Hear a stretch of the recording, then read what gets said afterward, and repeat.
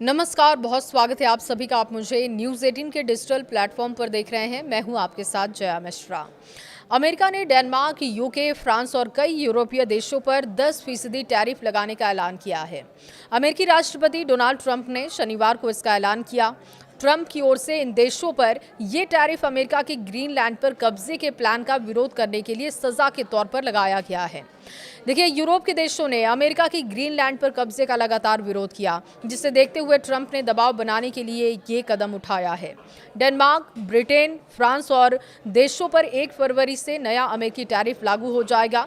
ये फैसला ट्रंप की उस चेतावनी के एक दिन बाद आया है जिसमें उन्होंने कहा था कि वो उन देशों पर टैरिफ लगाएंगे जो उनके ग्रीनलैंड प्लान का विरोध करते हैं।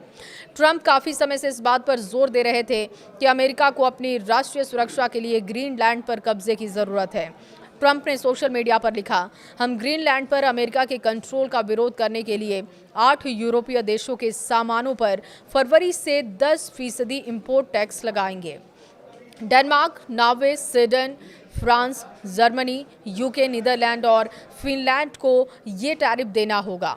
अमेरिका की ग्रीनलैंड पर डील नहीं होती है तो 1 जून से टैरिफ बढ़ाकर 25% कर दिया जाएगा।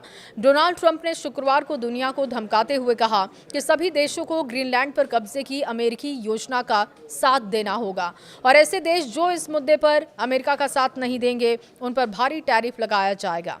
ग्रीनलैंड के मुद्दे पर टैरिफ को हथियार बनाने की इस धमकी के एक दिन के बाद ही उन्होंने कई देशों पर टैरिफ का ऐलान कर दिया। ग्रीनलैंड पर क्यों है ट्रंप की नजर, ये भी समझिए। देखिए, फ्रांस, ब्रिटेन, डेनमार्क, ग्रीनलैंड और यूरोप के ज्यादातर देश अमेरिका की इस योजना के विरोध में हैं।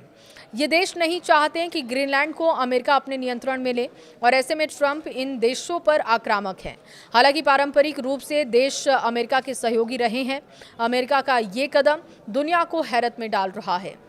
ग्रीनलैंड प्राकृतिक संसाधनों से भरपूर द्वीप है जो कि उत्तरी अमेरिका और आर्कटिक के बीच में है। करीब 57,000 की आबादी वाले इस द्वीप को 1979 से स्वशासन हासिल है, लेकिन रक्षा और विदेश नीति डेनमार्क के हाथों में है। ग्रीनलैंड के लोग और नेता अमेरिका का हिस्सा बनने के विचार के खिलाफ अपना पक्ष रखते रहे हैं।